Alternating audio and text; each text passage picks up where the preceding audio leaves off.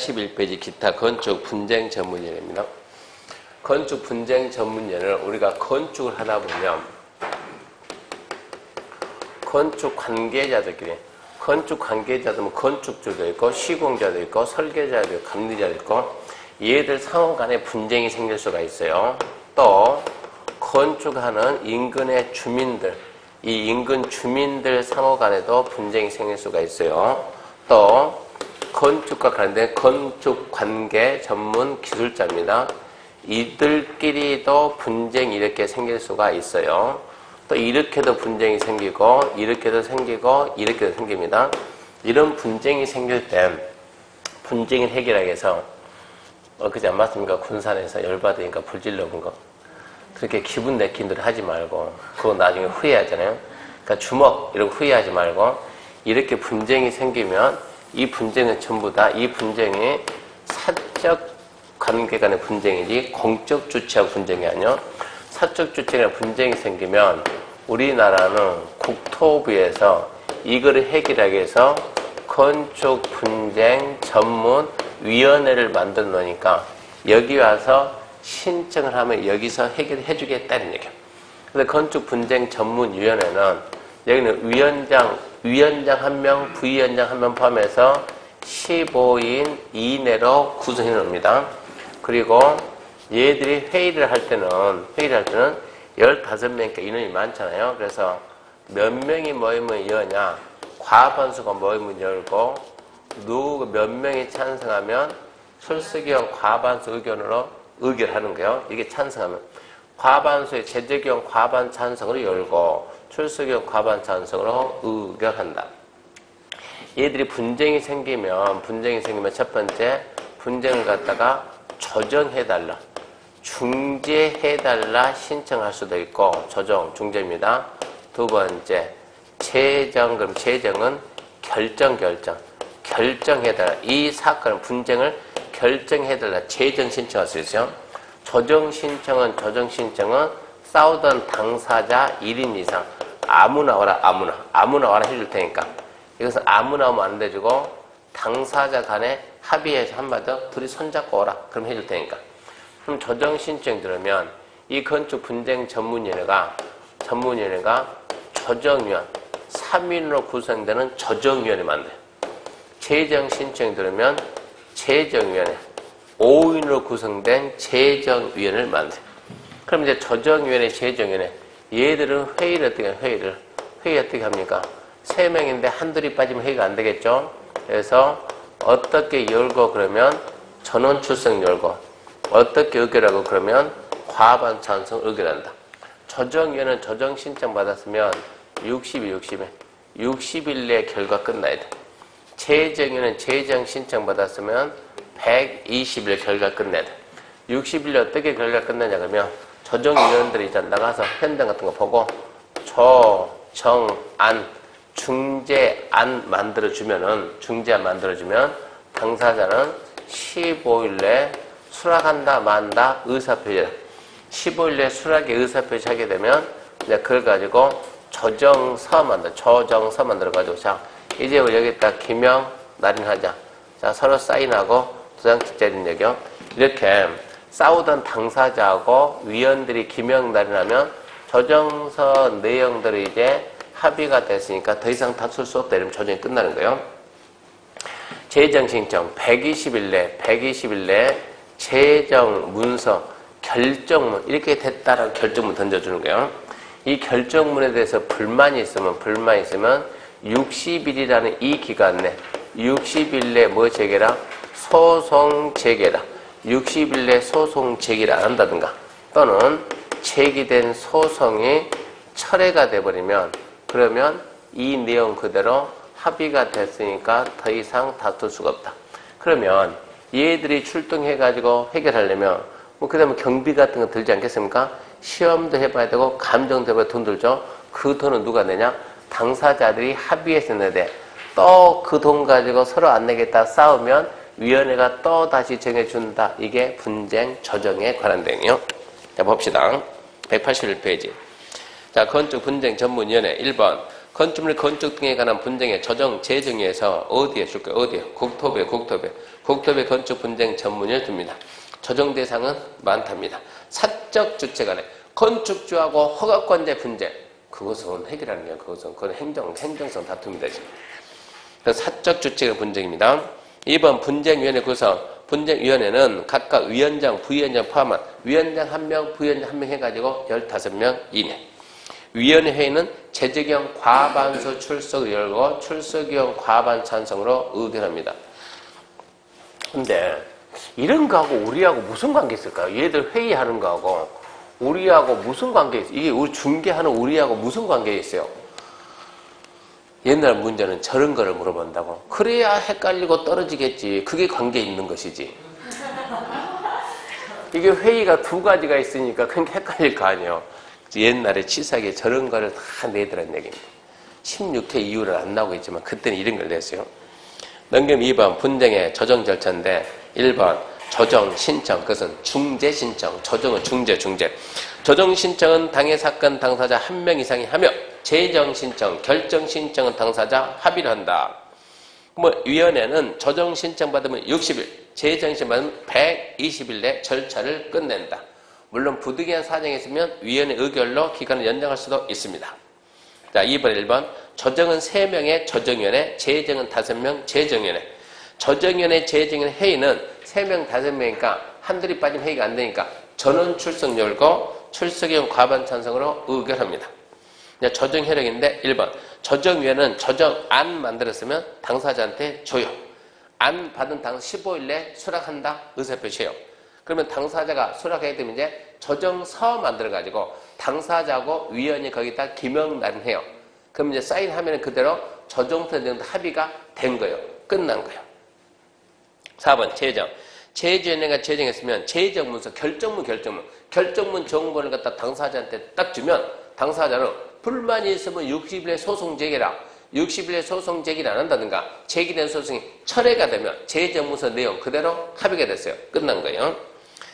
그 다음에 이제 비용 부담은 이제 조정, 진단, 감정, 그때 들어가는 비용은 당사자 합의. 니들이 월세 했으니까 당사자 합의에 의해서 부담해야 돼. 합의가 안 되면 또 싸우지 않겠습니까? 위원회가 부담비를 정해준다. 이 얘기입니다.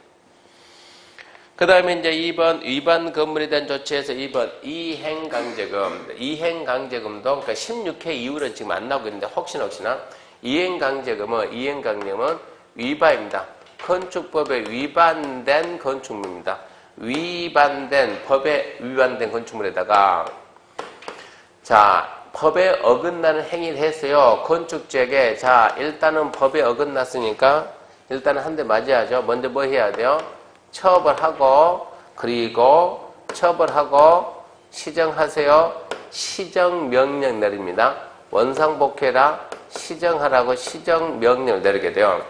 처벌이 한 것은 사건에 따라서 대부분 초범이면 대부분 벌금이죠. 처음이면 벌금. 근데 자꾸 하게 되면 큰 집 갈 수도 있고 또 사건이 경미하다 그러면 과태료입니다. 벌금이나 과태료 처벌하고 그리고 시정하세요. 철거하고 원상복회하세요. 그랬더니 법 어기입니다. 갑이 위반된 행위랑 갑이 처벌 당하고 벌금 1,000 딱 내니까 갑이 잘못했습니다. 반성합니다. 처벌받겠습니다. 벌금 1,000 딱 내고 그래 그거 원상복회다. 철거 원상복회. 그러니까 얘가 씩 웃으면서 복구는 못하지 이랬을 때 어쩐다? 또 처벌한다. 또 1,000 복귀해라. 안 해? 또 1,000 복귀해라. 계속 처벌한다 그러면 얘가 때린데 또 때리고 그러면 아프니까 짜야 돼요? 시정하겠죠. 근데 처벌은 똑같은 사건을 가지고 2번, 3번 처벌할 수 있어요? 없어요? 없어요. 똑같은 사건을 한 번밖에 처벌 못해요. 벌금 1,000 딱 때리고 시정해라. 안 해? 또 벌금? 이게 안 된다고. 그럼 이제 어쩌냐고. 그래서 둘 중에 하나예요. 네가 하면 내가 한다. 대집행 들어가든가 아니면 스스로 하게끔 해주겠다. 안 한다는데 어떻게 하게끔 해주냐고. 어떻게 할 거? 그럼 어떻게 하면 돼요? 숨 모시게 누르면 돼요. 숨 모시게 누르면 어찌해야 돼요? 살려면 숨 쉬려면 해야 돼요. 그런 제도가 있다고. 어떻게 숨 모시게 목 조른다 이건 아니고 하여튼 숨을 모시게 누르는 거예요. 어떻게 누르는데 그러면 자 시정명령에 안 들었죠? 다시 한번 기회 준다. 시정명령 하면서 이제 이게 계획이에요, 계획. 자, 너 이때까지 시정해라, 이때까지. 이 기간 내라. 이 기간 내 안 하면 이만한 금액을 뭐 할 때까지요. 이만한 금액을 할 때까지 부과한다. 이거를 딱 보낸다고. 그러면 이만한 금액을 돈 내라, 돈 내라, 돈 내라. 경제적이고 언제까지? 할 때까지. 한 번 하고 끝나야 되는데 계속 이렇게 해서 할 때까지 심리적. 이게 뭡니까? 경제적, 심리적으로 압박을 받아야 안 받아요? 압박을 받죠. 이렇게 해가지고 목적 달성하겠다. 이 제도가 이행강제금 제도예요. 이행할 때까지 돈 내라. 이행할 때까지 돈 내라. 그랬는데도 얘가 이 기간 내 이행을 한다, 안 한다? 안 한다. 웃으면서 안 하는 거야. 그러든가 말든가. 그래도 안 하겠다. 안 하겠지 어쩐다고요? 오케이 어쩐다? 부과하고 어쩐다? 징수한다. 돈 내라. 부과하고 징수한다. 그래, 부과해봐. 얼마 부과할 건데? 얼마 부과할 건데? 물어봤더니, 자, 위반된 내용이 무엇이냐에 따라서 위반된 내용이 첫 번째. 자, 첫 번째, 검폐율, 용적률을 초과했느냐? 검폐율, 용적률 초과. 이것은 100평 허가 받고 200평 지어놓은 거예요. 그게 검폐율 초과예요. 또는 허가 대상인데 무허가, 무신고 건축이냐? 이걸 어겼냐? 아니면 이게 아닌 다른 내용들을 어겼냐? 여기에 따라 가지고 검토 용도를 초과 무허가 무신고 건축이면 건축물에 적용되는 저금에 따른 시가 표준액의 100분의 50 곱하기 얼마 어겼는데 위반 면적 이 금액을 부과하고 기타 내용이다 그러면 100분의 10 범위 내에서 대령이 정하는 금액에다가 위반 면적 이 금액을 부과하는데 이 금액을 연 2회 이내에서 2회 이내에서 멈추지 말고 그때 끝까지 시정할 때까지 가는데 단 해가지고 이 금액을 끝까지 부과한 것은 너무나 가혹하다 해가지고 뭐가 있냐 그러면 누구한테? 이 사람한테 이 사람 누군데? 연면적 85제곱미터 이하인 주거용 건축물입니다. 연면적 85 이하인 주거용 건축물. 연면적 80은 국민주택 규모야. 서민용 주택, 서민주택. 여기에다 이 금액을 끝까지 부과한 것은 너무하잖아 해가지고 자 부과 금액을 2분의 1 이내로 깎아주고 부과 횟수도 끝까지 가지 말고 5회까지 해보고 반 깎아주고 5번 했는데도 안 하면 이 사람은 안 한다가 아니고 못한다요. 못한다. 안 하는 거하고 못하는 거 다른 거야. 더 이상 여력이 없어 못하는데 계속 부과 이것은 너무나 가혹한 벌이다. 그래가지고 연면적 80화 주거용 건축물이면 금액 2분에서 5회 내에서 처리가 정한 금액을 처리가 되는 횟수까지는 부과하는데 다음 건폐 용적률초과 무허가 무신고 건축 그러면 100분의 50 우리가 건물 가지고 있으면 세금 내죠. 지방세, 재산세 내야죠. 거기에 대한 시가 표준 100분의 50인데 이 금액을 다 받을래? 그러면 이 금액을 다 받을래? 물어봤더니 아니 좀 봐줘야지 다시 봐주는 거예요. 자, 4개 중에서 가장 건폐율초과 용적률초과 무허가 건축, 무신건축 중에서 가장 좀 중대한 한마디로 재질이 무거운 애가 누구냐? 무허가예요. 무허가 건축했다. 얘는 100% 다 받아. 두 번째 재질이 무거운 애가 누구냐? 용적률이다. 용적률 초과했으면 90%는 받아. 세 번째가 건폐율 초과할 때는 80% 받아. 네 번째가 신고 대상인데 경미가 신고 아닙니까? 안 했다 70%. 이 금액을 이렇게 받는다. 근데 이걸 갖다가 왜 했느냐 봤더니 영리 목적을 했다든가 상습범이면 50% 가중처벌한다. 이게 이행강제금. 자, 183페이지 시작합니다. 이행강제금 1번의 건축법 위반해서 허가권대 시정명령 받고도 이행하지 않는 경우 시정명령 받고도 이행을 안 한답니다. 이행이 될 때까지 계속적 반복적 부과는 금전상의 급분명령 될수 한 번만 부과 징수는 벌금, 과태료 진입, 결함을 포함해서 행정처분의 실효성을 확보하게 만든 제도다. 첫 번째, 부과 절차. 시정명령하고 기간 내 이행 안 하면 이행강령 부과는 뜻을 미리 문서로 계획합니다. 너 이때까지 해. 안 하면 부과할 거야. 미리 알려주는 거예요.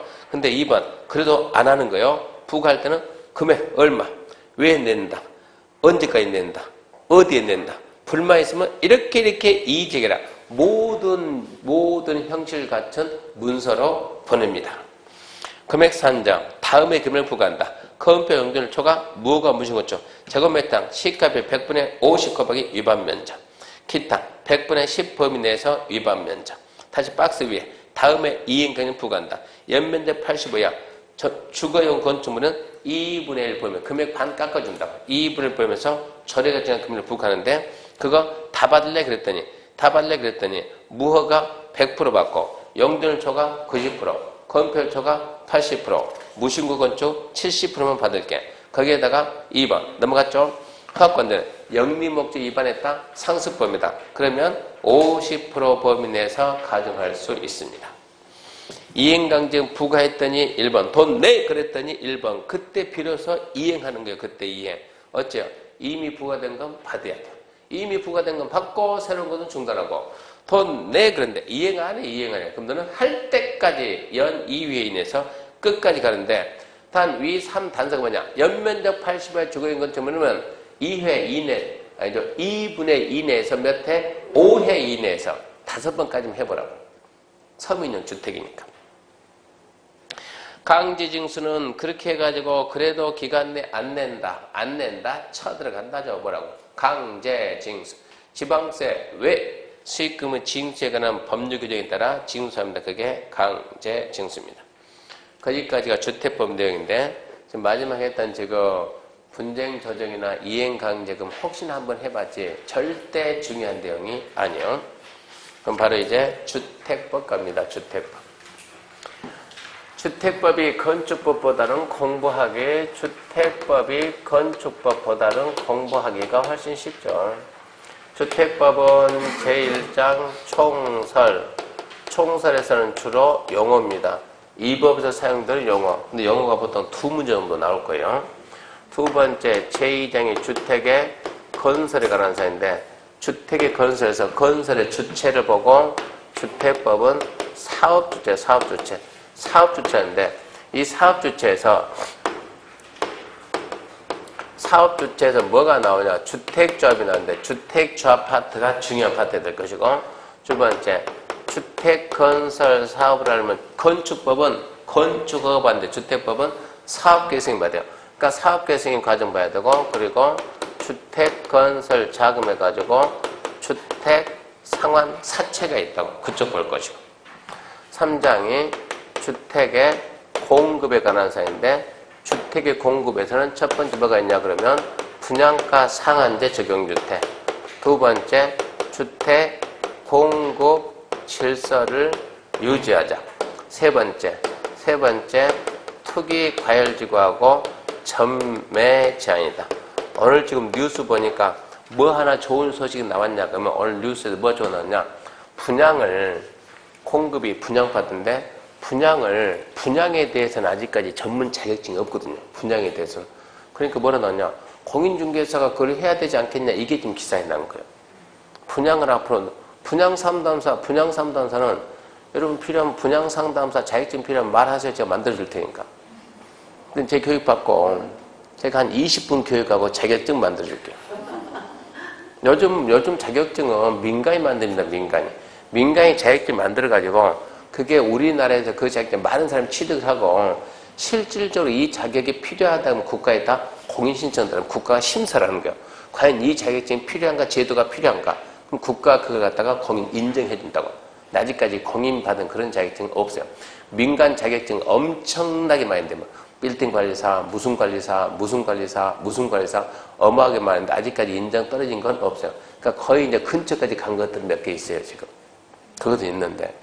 그러니까 분양 상담사가 어마어마하게 대한민국에 많아요.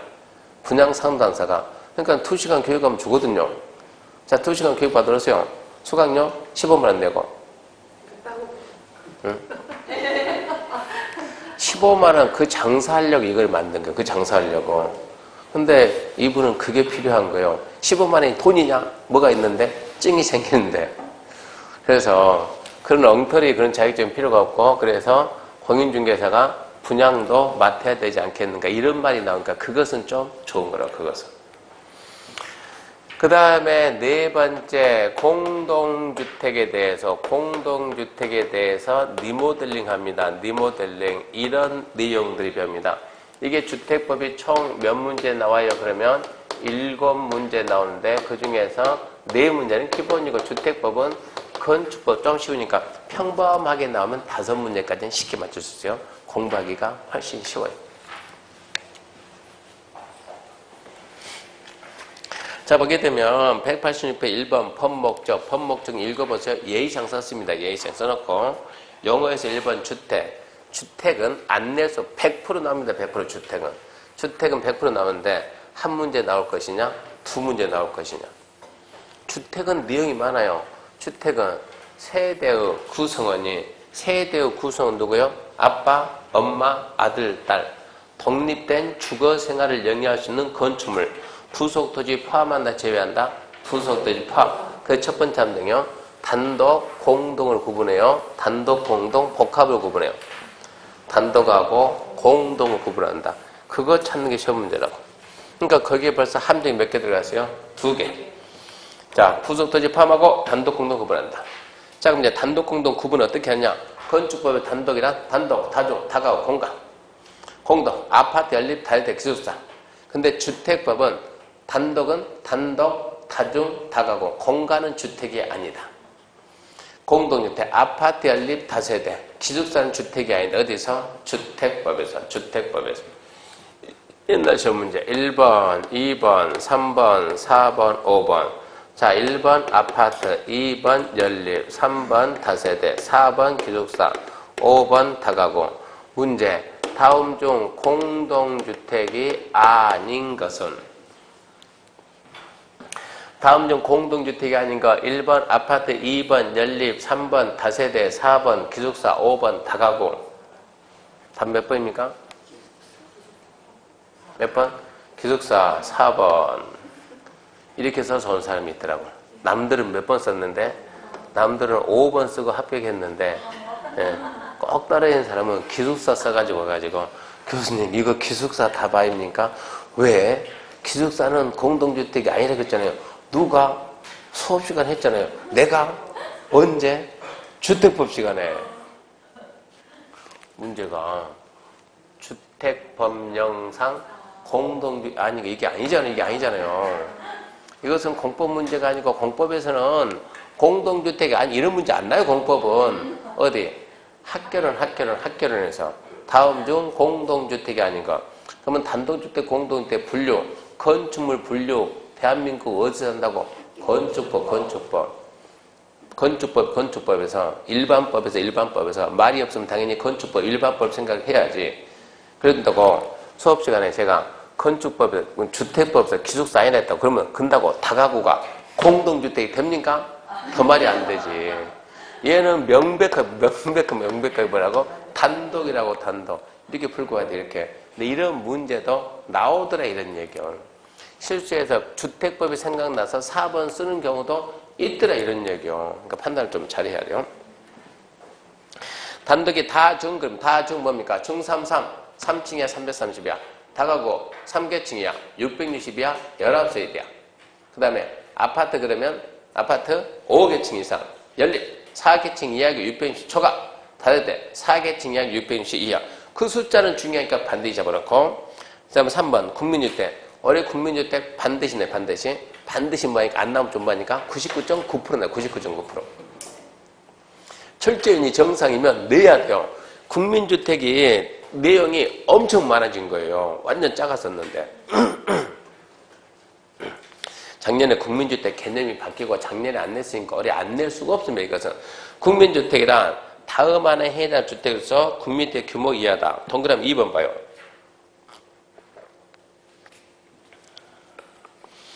국민주택 규모는 전용면적 85 이하, 전용면적 85 이하. 하도 많이 들었죠. 25.7평, 전용면적 85 이하.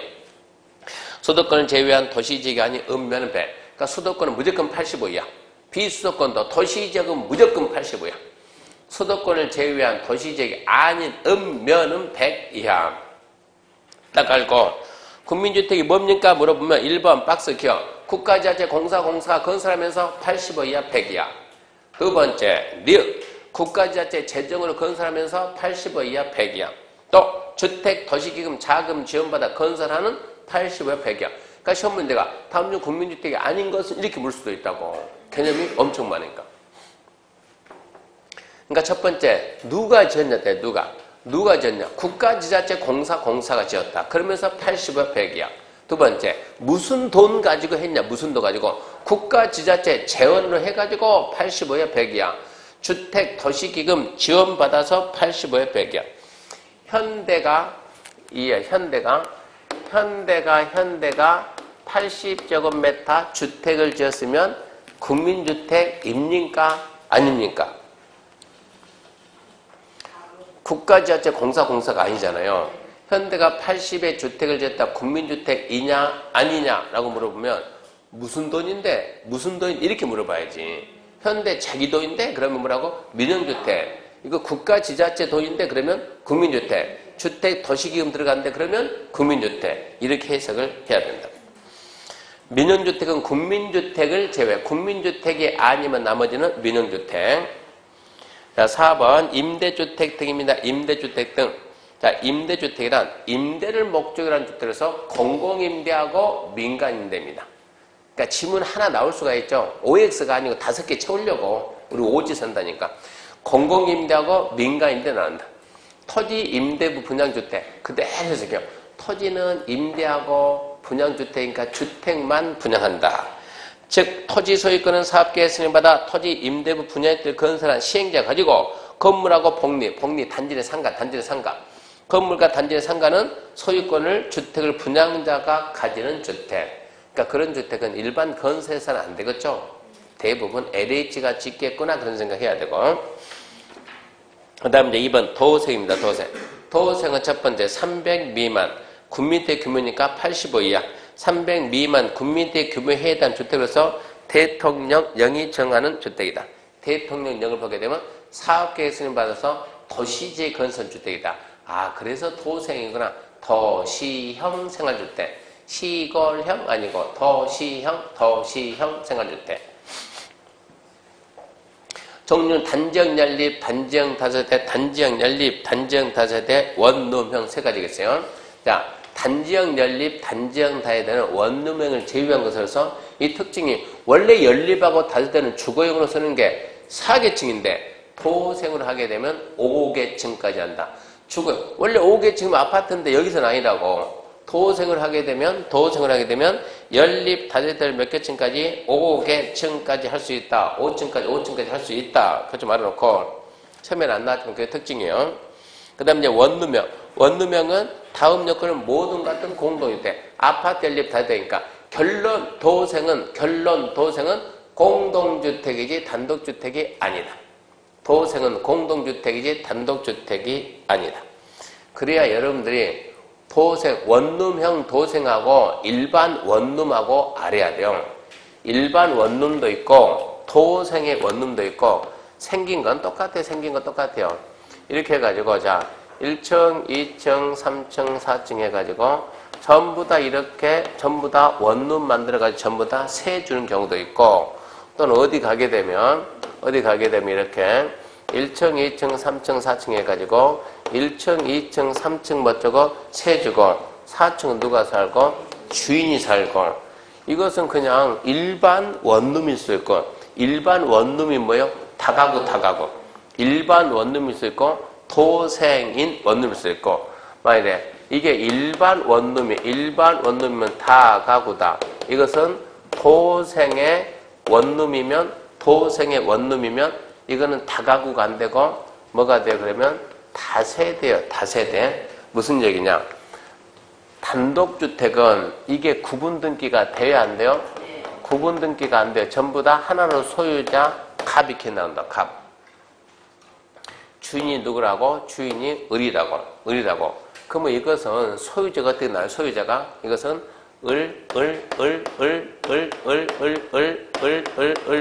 이렇게 나온다고. 소유권 이렇게 나온다. 이거는 뭐라고? 공동주택.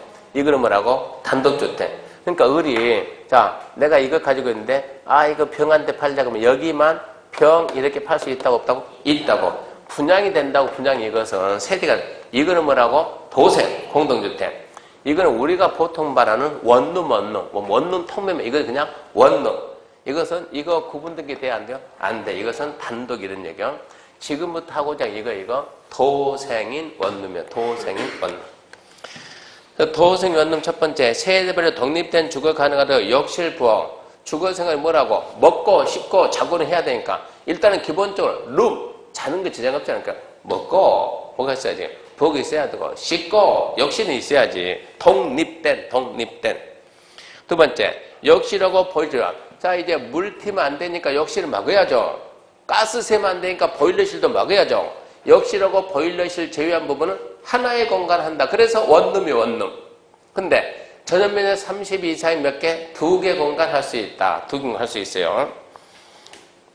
그 다음에 세대별 전용면적은 52하고 네 번째 지하인 설치하지 마라. 거기서 세대별 전용면적 52하다 거기서 순간 무슨 캐치해야 돼요? 아파트가 도생이 되려면 50 이하에 된다. 아파트가 도생이 되려면 50 이하에 된다. 연립하고 다세대가 도생이 되려면 85 이하고 아파트가 도생이 되려면 50 이하다. 그런 해석할 수 있어야 돼. 아파트가 도생이 되려면 어디로 가야 돼요? 원룸으로. 원룸 얼마라고? 50 이하. 연립이나 다세대는 단지역 연립, 단지역 걔들은 85까지 되니까 그런 해석할 수 있어야 되고. 그 다음에 4번 공동건축 유무. 하나의 건물은 도생과 그 밖에 즉 비도생 함께 안 됨. 도생, 비도생 안 돼요. 두 번째 단지역 연립하고 원룸 함께 안 돼요. 이거 주차 문제 때문에 안 돼요. 단지형 다세대하고 원룸 그것도 주차 문제 때문에 안 돼요. 근데 예외적으로 다만 원룸은 주택과 그 밖에 주택 1세대 이거죠. 이거 원룸하고 그 밖에 비도생 1세대 퇴직자용 됨. 그리고 준주거하고 상업에서는 원룸형하고 비도생이 함께 됩니다. 준주거 상업은 원룸과 비도생이 된다. 도생은 시험에 아주 잘 나와요. 밑에 하나 써요. 밑에 하나 써놔요. 뭐 써놓습니까? 분양가 상한제 적용 안 함.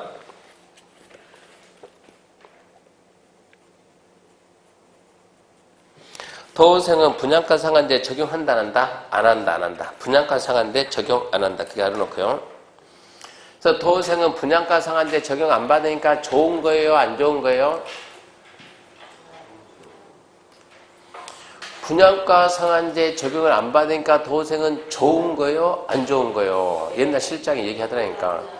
도생은요 있잖아요. 도생은 분양가 상한제도 적용 안 받는 거예요. 뉘앙스가 좋다는 얘기 아닙니까?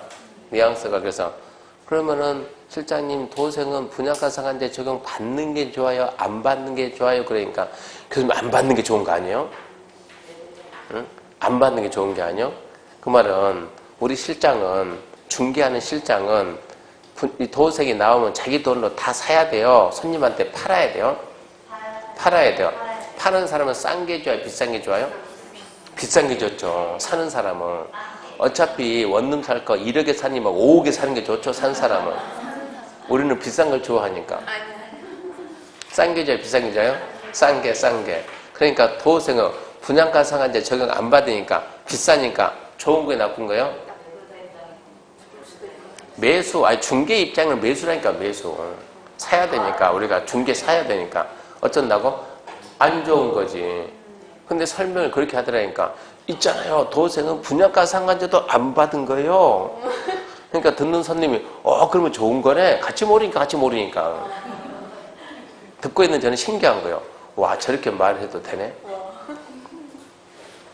그러니까 도생은 분양가 상한제 적용 안 받으니까 이것은 비싸다는 얘기입니다. 별로 그런 측면 보면 좋은 것은 아니다 이 얘기입니다. 근데 왜 그렇게 하냐? 그렇게 해야 도생을 많이 지을 거 아니에요. 도생이 지금 대통령, 앞에 대통령, 그 앞에 대통령이 이게 원주 때문에 한 것이 아니고 춘천 때문에 한 것이 아니고 어디 때문에? 도생은 서울 때문에. 서울에서 원래 집 있는 사람들이 새빵 살죠? 집 있는 사람들이 떠돌이 생활하죠? 아닌가요? 집 있는 사람들은요, 자기 집 가지고 평생 여유있게 살아요. 없는 사람들이 맨날 이사 가야 되는데, 이사 갈 집이 없어, 집이. 그래서 어떻게 할 것이냐. 전세 대란 나온다. 그래서 급하게. 원래 돈 있는 사람들이 아침 5시 출근하죠. 없는 사람들이 아침에 출근해야 되는데 없는 사람들이 자가용이 없으니까 못하고 지하철 타고 가야 되는데 그럼 어찌해야 된다. 그 사람이 출근할 수 있는 데다 해놔야지. 그래서 전철역 인근에다 댈 수 있으면 그렇게 싸게 짓도록 하자. 그래서 다양을 하자. 근데 아파트는 2년 3년 돼야 나온 거예요. 이미 전세대란 닥치는데. 근데 이게 연립 다세대는 4달이면 5달이면 충분히 지어요. 1년 안에. 그렇게 하다 보니까 이걸 순간 공급하기 위해서 이자율도 2%. 이자율도 2%. 주차장도 훨씬 조금 해도 돼요. 특혜를 왕창 주고 분양가 상한제 적용 안 하는 거예요. 건설사가 이익이 나면 빨리빨리 그냥 그렇게 해가지고 왕창 공급하겠다. 그래서 만드는 게 도생인데 지금은 너무 많아요. 여기 도생지에서 돈 된다 그러면 얘가 있으면 옆에 들어와야 안 들어요? 들어줘. 언제까지 들어요? 언제까지? 결국은 쫄딱 망할 때까지 들어와요. 쫄딱 망할 때까지. 그래서 그 집 파탄 내고 그잖아요. 원래 뭐가 한다 그러면 분양형 호텔이 사실 괜찮았거든요. 이게 분양형 호텔이 괜찮은데 이게 소액으로 딱히 돈 갈 데가 없잖아요. 분양형 호텔 얼마면 사면 3천, 5천, 6천 3천에 3개 어디 가서 보니까는 1억에 3개 수익률도 3배 이러고 동의한 지금 광고하더라고. 1억에 3개 주고 그러면서 한 달에 월세가 얼마고 옛날에는 그게 맞았거든요. 그게 맞았는데 많아도 너무 많아요. 이제 너무 많다 보니까 수익률이 안 나와요. 그러니까는 시행사가 그렇게 해서 못하겠네라고 손들어버려요. 이런 현상이 나오더라고요. 그러니까 좀 적당히 해야죠. 적당히. 처음에는 분명히 좋았는데 너무 많다 보니까 이런 문제 나옵니다. 3번 세대 구분형. 세대 구분형도 장단점이 있습니다.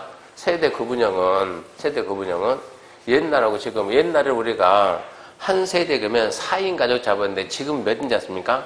3인 잡습니까? 2.5 잡습니까? 갈수록 떨어지거든요. 1인 세대가 갈수록 많아져. 근데 옛날 아파트 50평짜리 아파트 지어가지고 저도 집에 가게 되면요. 현관문 열고 딱 들어간다 그러면 여기에 방 있고 주방 있고 방 있고 거실 있고 이러거든요. 근데 이 집에 문 열고 딱 들어가면 누구 있냐면 저희 집사람 혼자 이렇게 누워 있고요. 그거 난 다음에 아무도 없거든요. 저 가면은 둘이 누워 있거든요. 그러면 이 방이 무슨 필요가 있습니까? 이 방이 이거예요 지금.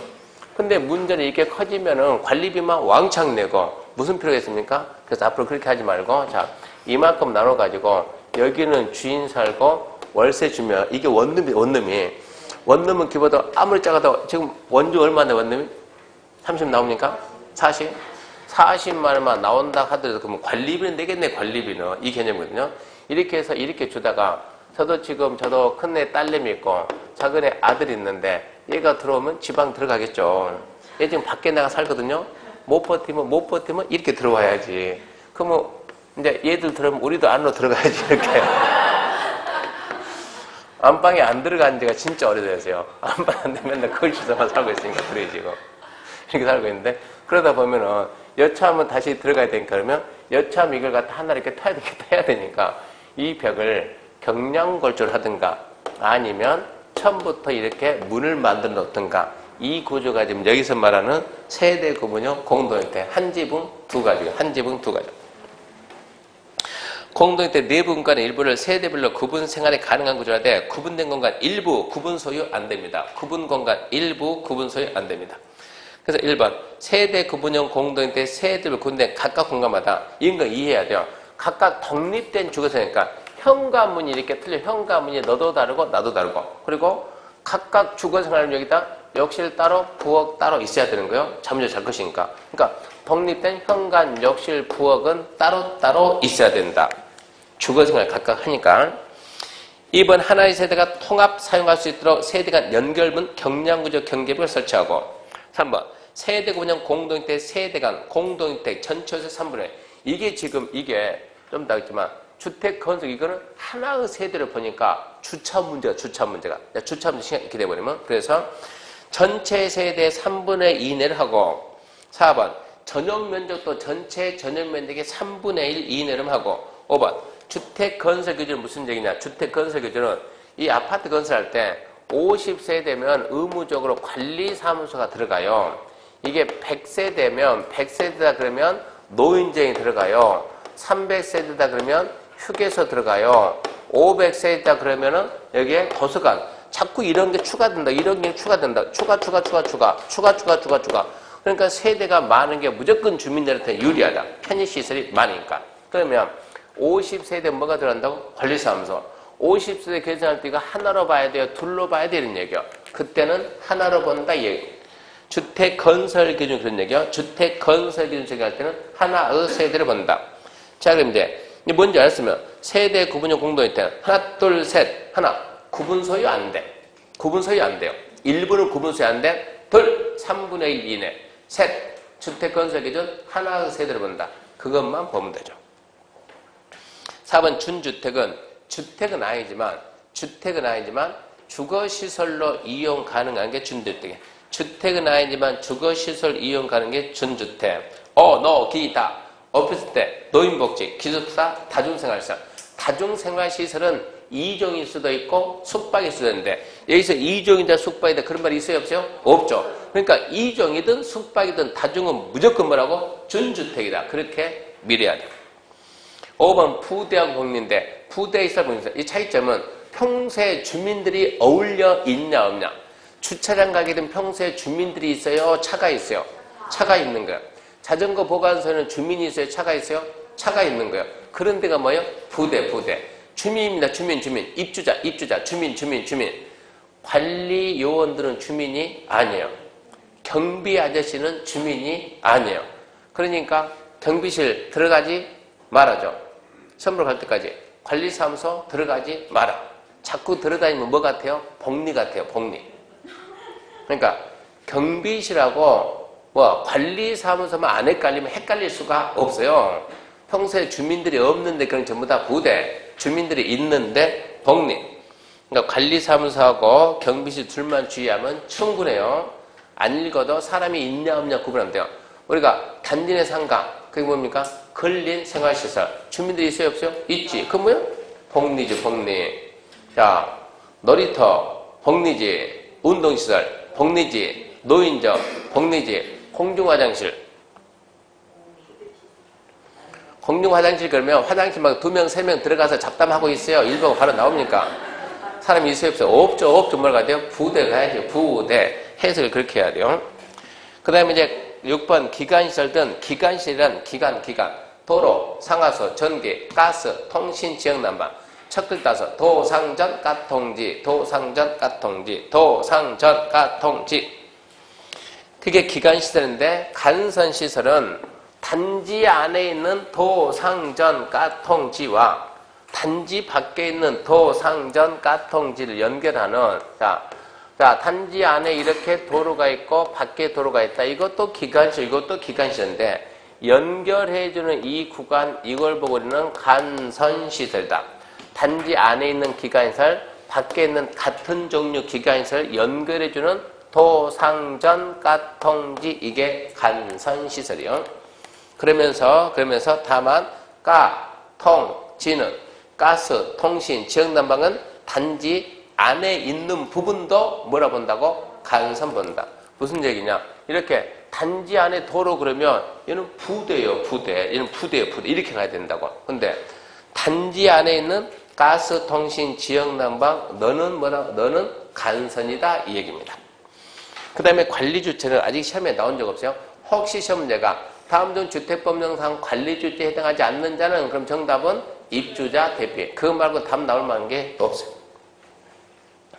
이 공동주택은 어떻게 관리하냐면 제일 처음에는 건설회사가 사업주체가 처음에 주민들이 들어오면 주민들이 뭐 알고 관리하겠습니까? 정신없지. 처음에는 건설회사가 관리해주는 거예요. 그게 사업주체 의무관리. 그게 몇 번입니까? 2번이에요. 2번. 사업주체 의무관리. 관리하기 인계하기 전까지는 업무 인계 사업주체가 의무관리한다. 그런 상태에서 주민의 과반수가 들어오면 사업주체가 주민들에게 주민 여러분 이제 관리 업무 넘길 테니까 주민들이 알아서 뭐 하세요? 관리 업무 인계 받으세요. 그러면 주민들이 이제 회의에서 자치 관리할까? 위탁 관리할까? 자치 관리한다 그러면 관리사무소장이 되고, 위탁 관리한다 그러면 주택관리업자들, 주택관리업자. 임대주택이면 주민 여러분 그 말 안 해. 임대주택이면 임대사업자가 직접 하는 게 그게 관리주택. 리모델링인데, 리모델링 하면 노후 억제 기능 향상에서 대수선 또는 일부 증축인데, 대수선 또는 일부 증축인데, 자, 증축을 보게 되면 증축을 좀 신경 써야 돼요. 그 숫자 다 잡아야 돼요. 리모델링 해서 증축을 하려면 일단 기본적으로 몇 년 경과냐? 15년 이상 경과해야 된다. 그러면 증축이 넓힌다, 이게 넓힌다. 우리 전용 면적을 넓히는데 얼마까지 넓힙니까? 좀 잘못됐어요. 10분의 3이 아니고 30% 이내. 30% 이내입니다. 전용 면적 30 이내에서 넓힐 수가 있는데 10분의 3이나 30분이나 그 말인데 개정이 됐어요. 30분에. 전용 면적 85 미만 되는 것들은 40%까지 넓힐 수 있어요. 40%까지. 자, 이제 넓혀가지고 세대 수를 늘릴 수가 있거든요. 세대 수. 넓히는데, 넓혀가지고, 즉, 증축의 세대 수 증가하는데, 세대 수는 기존 세대 100분의 15가 아니고 15% 이내까지. 그러니까, 100세대 리모델링 해가지고 115세대 만든다고. 15개를 더 만들어서 더 말씀하게 그거를 분양한다고. 분양 대금 가지고 리모델링 비용에 충당시켜야 된다고. 안 그러면 리모델링 공사비가 어마어마하게 많아요, 이거. 리모델링 공사비 보통 뭐 2억 듭니다. 2억 설수 리모델링 하려면 2억 내놓고 리모델링 하니 재건축한 이 말 나온다고. 그러니까 그 비용 감당이 힘드니까 좀 더 지어라 그러면. 더 지어서 분양해서 쓴다고 그 돈을 좀 충당해라.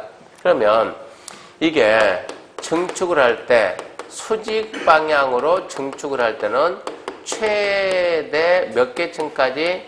3개층까지 올리는데 이게 14층 이하 되면 최대 2개층. 그러니까 이 숫자 딱 적혀 있어야 돼요. 리모델링 증축은 10원 이상 경과한다. 증축에 보면 전용 면적 30% 이내까지, 85 미만 되는 것들은 40% 이내까지. 증축에서 세대수를 물론 공용 부분도 별도 증축돼요. 공용 부분 별도 증축되고 증축에서 세대수를 늘리는데 기존 세대 15%가 늘린다. 자, 수직방 위에다 몇 개층 더 올리는 거. 최대 3개층 올리는데 14층 이하는 2개층까지다. 그 숫자 좀 기억하시고. 그 다음에 공공택지는 저 종류가 잔뜩인데 공공사업에 의해 개발되는 데는 공동주택 건설용지. 단독주택 그러지 말고 공동주택 건설용지인데 종류는 몇 개 있습니까? 많다인데 자, 답이 나온다 그러면 4, 5, 6인데 줄 거는 게 이게 이 공공사업으로 택지를 만드는데 공공사업 할 때는 수용 사용 방식이 있고 환지 방식이 있어요. 근데 환지 방식은 원래 토지 소유자한테 토지 줘야 되잖아요. 그러니까 대규모 택지가 안 나오는 거예요, 이것은. 수용 사용은 돈 주고 싹 뺏어와가지고 택지 좀 팔면 되잖아요. 그러니까 공공택지는 수용 사용 방식이지 환지 방식은 안 나와요. 혼용이면 수용 사용 쪽은 나와도 환지 쪽은 안 나와요. 그러니까 공공택지에서 환지가 나오면 안 돼. 환지가 나오면 수용 사용 나와야지. 그 다음에 5번 보게 되면 도시개발 사업 줄 거 봐요. 누가? 공공시행자. 도시개발 사업을 누가 한다고? 공공시행자 했을 때 도시개발 사업 공공시행자가 누굽니까? 누굽니까? 1번 국가지자체, 2번 공공기관, 토지특공사, 수자공사, 농어촌공사, 공공사, 철도공사. 3번 정부출연기관, 4번 지방공사. 걔들이 공공시행자예요. 공공시행자. 토지 소유자나 조합 얘들이 나오면 안 된다고. 도시개발 사업을 토지 소유자나 조합이 이러면 안 된다고. 그래서 공공택지는 포인트 딱 3개입니다. 첫 번째, 공동주택 건설용지니까 단독주택 나오지 마라. 두 번째, 수용방식이니까 환지 나오지 마라. 세 번째, 토지개발 사업에 공공시행자 나와야지 민간시행자 나오면 안 된다. 10번 이제 주택단지. 우리가 주택법에서 건설 사업하려면 뭐 받아야 돼요? 사업계획승인. 주택법에서 여기에다 아파트를 갖다 500세대를 건설합시다. 그러면 주택법에서 뭐 받아요? 사업계획승인. 사업계획승인 받은 1단의 토지를 우리말 이걸 보고 주택단지, 아파트. 이 주택단지. 주택단지를 기준으로 하는 정비사업이 재건축사업이에요. 그래서 주택건설사업 대지조성사업 승인받아 주택부대, 복리, 건설, 대지, 조성은 사용 1단의 토지를 말한다. 다만 다음 강목 시설로 분리된 각각 별개 주택단지로 본다 그랬죠. 이렇게 여기 아파트 단지가 있는데 중간에 이쯤 해가지고 중간에 고속도로, 철도, 자동차 전용도로가 들어가서 단지가 분리되면 각각 별개의 주택단지다. 20m 이상 되는 일반 도로나 8m 이상 도시계 예정도로 분리되면 각각 별개 주택단지다. 그리고 밑에 박스 보면 무슨 도 숫자 없으니까 암기하지 말고. 우리는 주택단지에서는 뭐만 암기해요? 8도 유람이요. 8도 20일이요. 8도 20일. 이게 답으로 잘 나와요. 8도 8m 이상인 도시계 예정도로 20일. 20m 이상이 일반도로 8도 21, 8도 21. 11번 공구입니다. 공구는 이렇게 하나의 주택단지입니다. 하나의 주택단지. 몇 세대 할 건데? 500세대 할 건데 뭐 받아요? 사업계 승인 주택단지요. 이번에 몇 세대 할 건데? 900세대 뭐 받아야 돼요? 사업계 승인 뭡니까? 주택단지. 어떻게 할 건데? 어떻게 할 것이는 한 번에 다 하지. 900세대면 규모가 커요? 작아요? 크지 작은 거 아니요? 어떻게 할 건데 어떻게 한 번에 다 하지. 분양이 안 되면 망하지 뭐. 까짓 거 망하면 더 있냐? 이게 문제라고. 그래서 분양이 안 되면 안 되지. 분양이 잘 돼야지. 안 되면 어쩌려고? 그러니까 나눠서 109, 209. 109 400 해보고 잘 되면 어쩌고 500하고 109 분양 안 되면 멈추고 이런 얘기입니다. 더 하지 말은 얘기. 이래서 공구별로 나눈다. 이게 공구입니다. 공구. 나눠서 뭐 하게? 착공 따로, 사용검사 따로. 첫 번째, 착공 따로, 사용 따로. 시차를 둬야 되겠다 이런 얘기입니다. 동시에 안 망하려면. 착공 따로, 사용검사 따로. 두 번째, 공구가는 몇 메타 폭? 8m 이상 폭으로 나누는 거예요. 한 개의 공구는 몇 개 이상? 300개 이상. 전체 세대가 몇 세대 이상? 600세대 이상. 그 정리해야 된다고. 그래서 첫 번째, 공구금 4개죠, 4개. 첫 번째, 착공 따로, 사용검사 따로 한다. 두 번째 6m, 세 번째 300세대, 네 번째 600세대. 그것만 계속 반복하면 충분해요. 또 잠시 쉬고 합시다.